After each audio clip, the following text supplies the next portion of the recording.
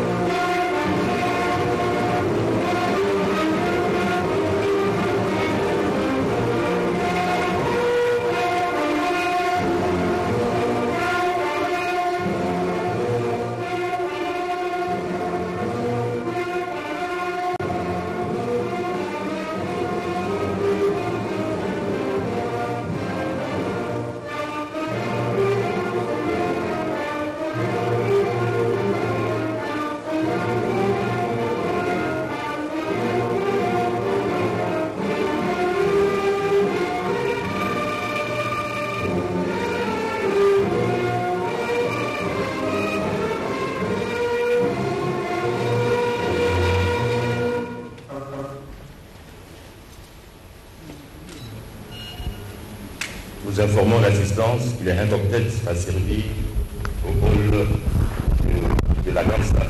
Merci.